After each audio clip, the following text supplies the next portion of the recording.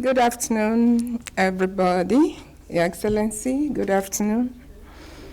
Permit me to extend to you the greetings of our head of mission, Ambassador Yusuf Maitama Tugar, who fortunately is not in the country right now, as in being in Germany, because of some other assignments.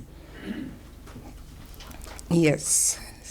So you have our Nigerian flag, and you know how beautiful it is. I am here to talk to us about Nigeria, the challenges we are facing, and at the same time, to tell you that Nigeria is still the place, the destination to go to because of the beauty, because of what we have to offer when we talk about power block. We've been told that Africa has 54 countries as recognized by the UN. We know, of course, that the world has a population of over 7 billion presently. And Africa contributes 1.4 billion to that population. And when you come to that 1.4, Nigeria alone contributes over 200 million persons.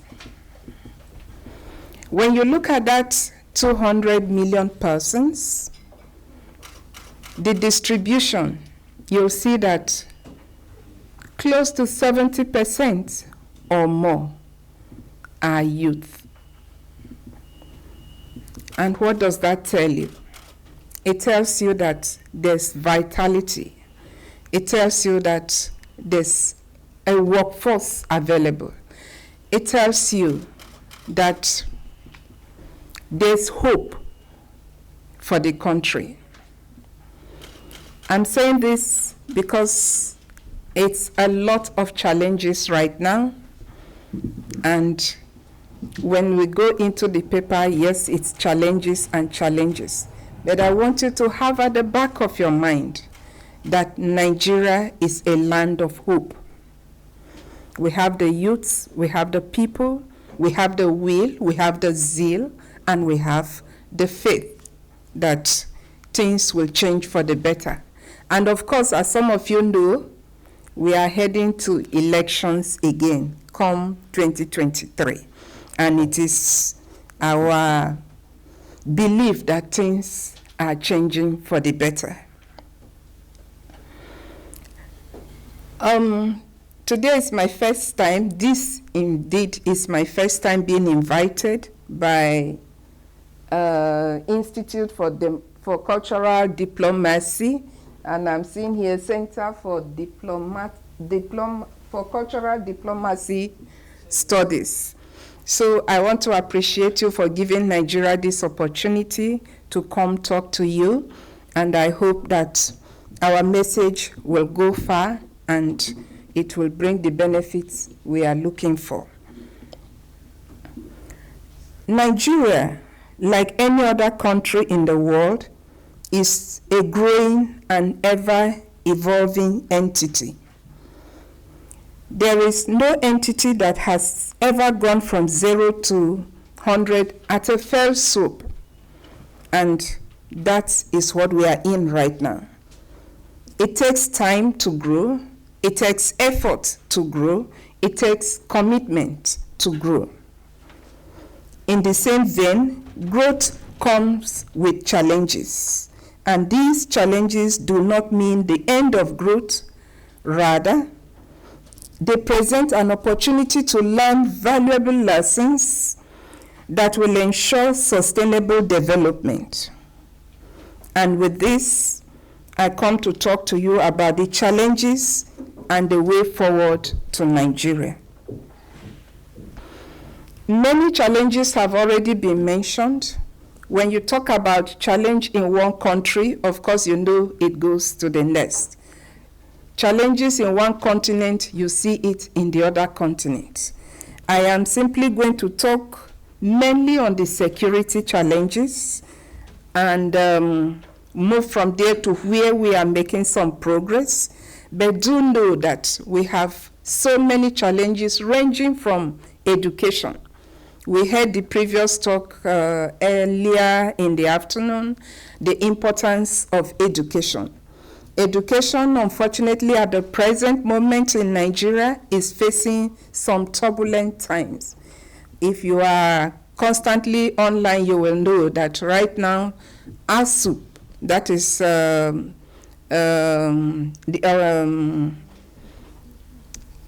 Association of University Teachers or Lecturer, tertiary institution in short, they are on strike, and so many other supporting groups are there. And so we have that challenge. But of course, the government is working on that. You know, of course, we have the challenge of corruption. You know, of course, we have the challenges of the big one, insecurity. So focusing on insecurity, it has the greatest impact in Nigeria. It has the greatest impact in Africa as a continent, and indeed, I think, the world in general.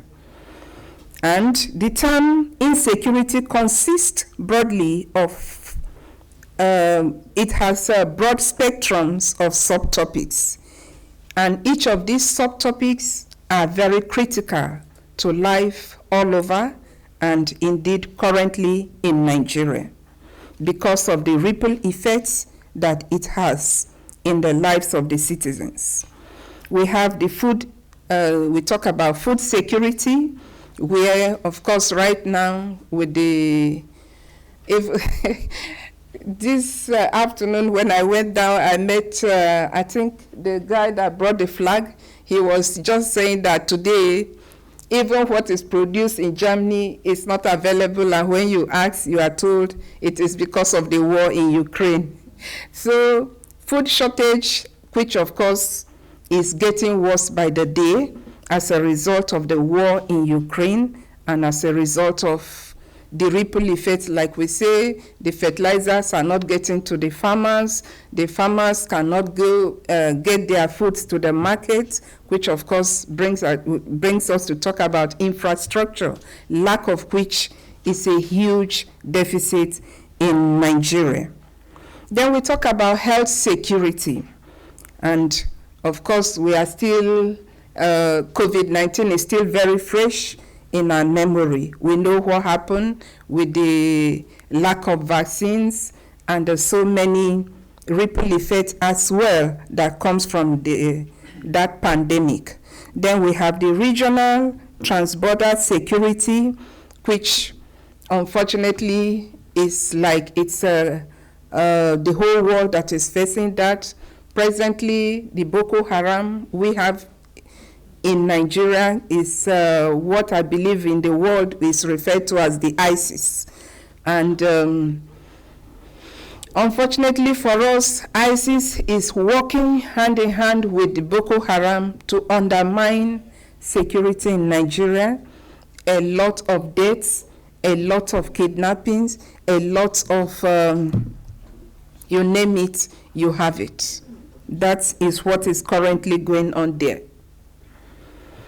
It is a well-known fact that this insecurity challenge has been on for long, and our government, not just the current one, even the previous administration, has been doing everything within its power to address this challenge, the challenge of terrorism that is posed by the activities of the Boko Haram in the northeast of Nigeria and the Lake Chad region, as well as banditry in the northwest and north central of Nigeria. In the other side, the south-south, we have the Niger Delta and we have the Biafran Agitation. Now these two, the Biafra Agitation, the Niger Delta Agitation, these are the ones that, you know, Nigeria is rich in oil. We have oil, which of course we export the raw and then buy back the end products.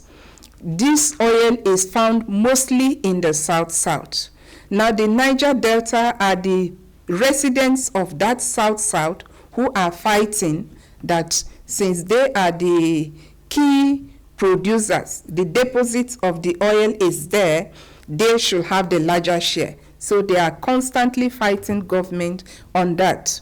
And then of course the Biafra is also South. There are those who are fighting that because of these problems in Nigeria, they want to leave. So we have this insecurity fighting constantly there in Nigeria. The Nigerian security forces have recorded considerable success in the fight against terrorism, and because of the renewed vigor of our military, many terrorist fighters are voluntarily surrendering to our security forces. Tackling insecurity is one of the cardinal priorities of the Nigerian government, as peace and security are essential guarantees for the enjoyment of human rights and fundamental freedoms. To this end, Nigerian security forces have continued to adopt diverse measures to address the security challenges occasioned by this terrorism. We have had, peculiar problems lead you to go for peculiar solutions. And we were talking about soft power earlier. It got to a state that the government had to negotiate with this Boko Haram. This, to an extent, are Nigerian sons and daughters. And so the government did that negotiation, and a lot of them surrendered their weapons and came out openly to confess, and they were trained. Some are even still undergoing training to at least get them back fit to live with the society where they come from. So a lot of them have surrendered to the military, but of course many are still there fighting.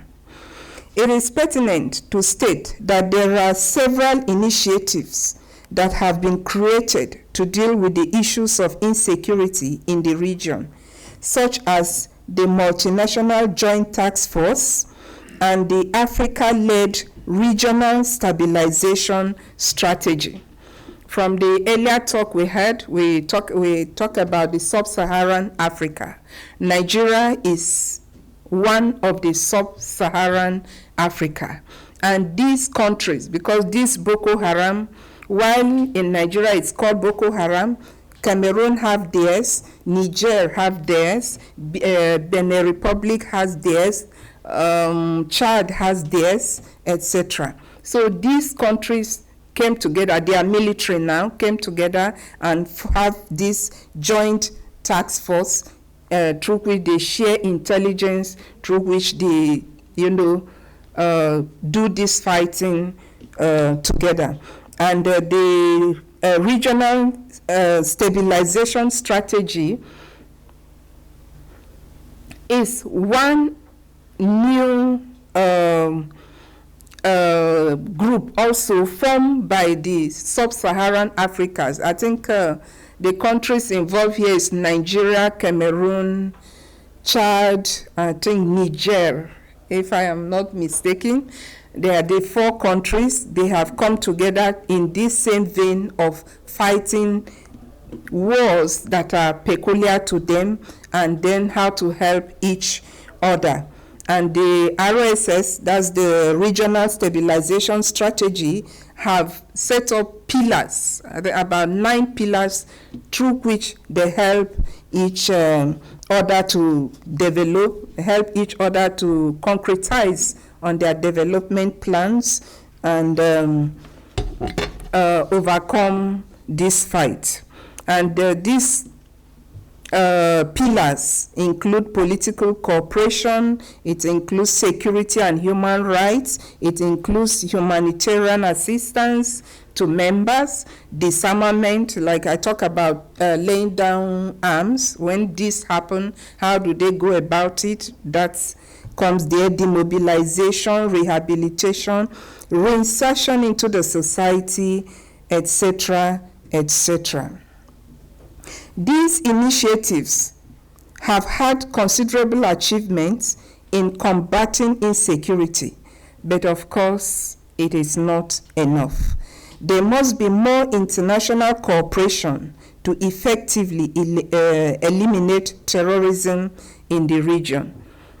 We are talking international now because Africa, yes, is fighting, but like I said, this has gone beyond Africa because ISIS is a global thing, and therefore there's need for that global cooperation to be able to overcome this menace. To this end, the United Nations Security Council must find unanimity in working with and assisting African countries to eradicate the menace of terrorism in the continent. And we now ask, how can this be done? And that brings us to energy and climate change. The question I'm asking here is, how can the United Nations, how can the global community help? And we said energy and climate change is one of such factions. Permit me at this point to state an obvious and undisputable fact that Africa needs more energy. Total electricity used for more than 1 billion people, covering all sub-Saharan African countries, except of course South Africa, is less than that used in one country, using Spain as an example. And Spain has just 47 million people. You recall I told you Nigeria has how many? 200 million people. Yet the total electricity generated and servicing these 200 million people is less than what a country with just 47 million people has. Nigeria and other African countries need more than just lights at home. We need abundant energy at a scale to create industrial and commercial jobs. To participate fully in the global economy, we will need reliable, low-cost power for facilities such as data centers and eventually, of course, for millions of electric vehicles. The world has moved from fuel-using vehicles to electric vehicles. If we say Africa must go green, like we are saying, then there's need, of course, that our electricity generation has to be boosted so that we can move to join in the green revolution. Although Nigeria has been producing commercial quantities of electricity for decades, the country's electricity infrastructure development has been slow and inadequate, with a power supply chain that is still highly inefficient. Only about 57% of the country's population has access to the grid electricity, leaving about 43%, that's about 85 million Nigerians, without power. Current total installed generation capacity is at about 13 megawatts, but only an average of about 3.7 reliably reaches the consumers due to insufficient transmission and distribution networks.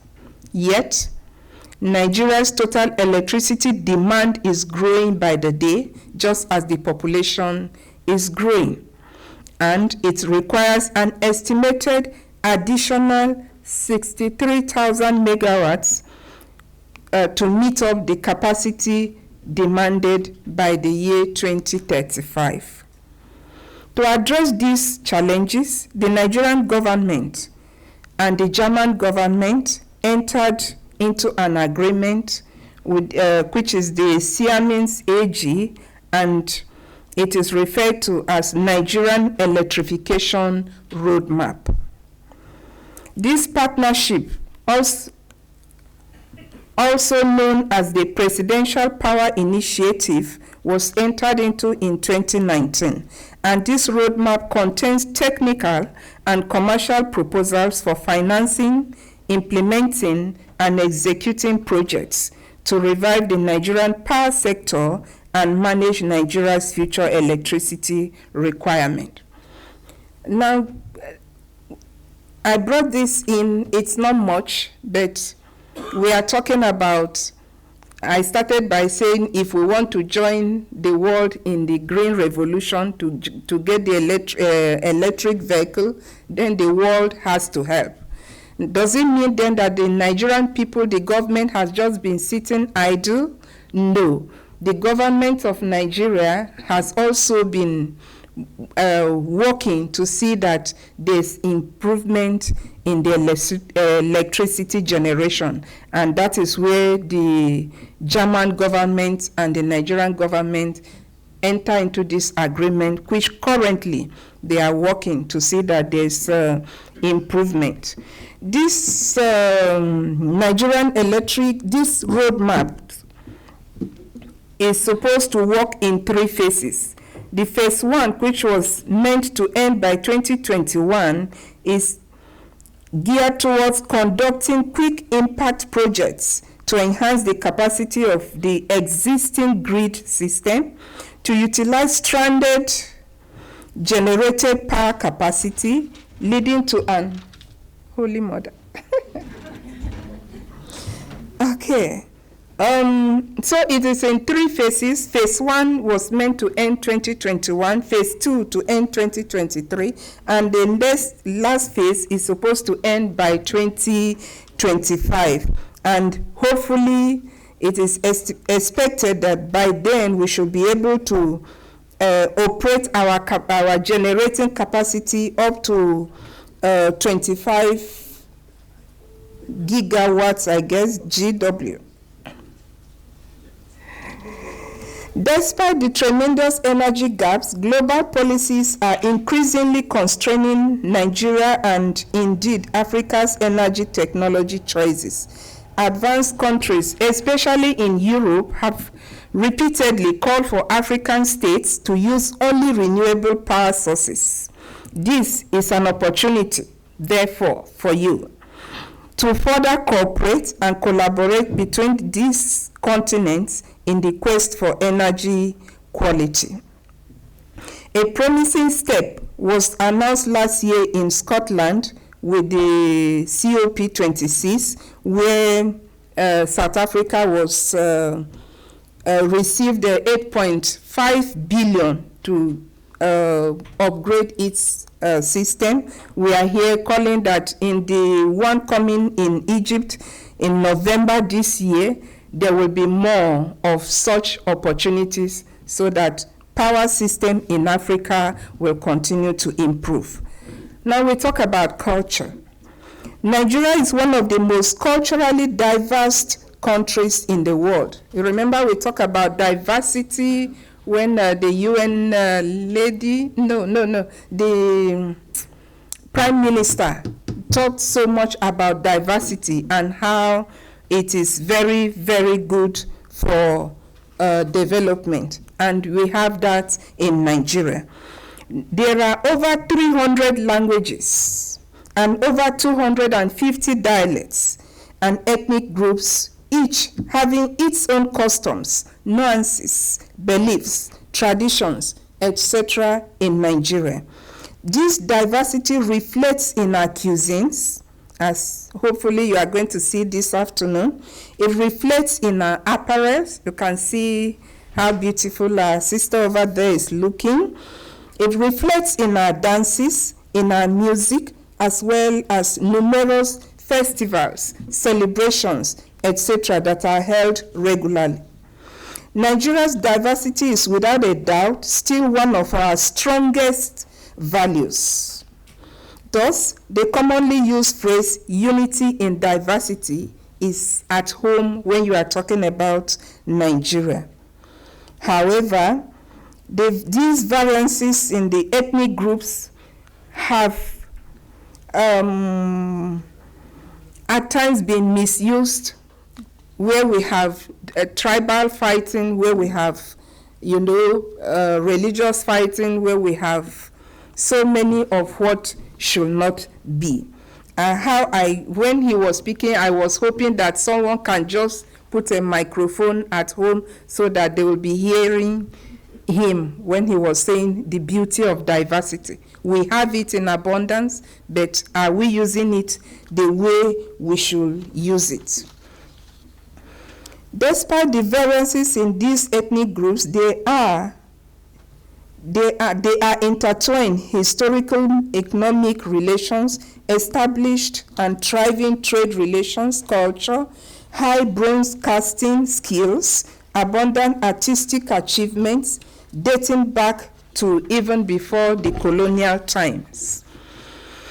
Of course, everyone is aware of the good news that took place on the 1st of July here in Germany, where Nigeria and the German government signed that agreement for the return of over 1,000 Bini bronzes.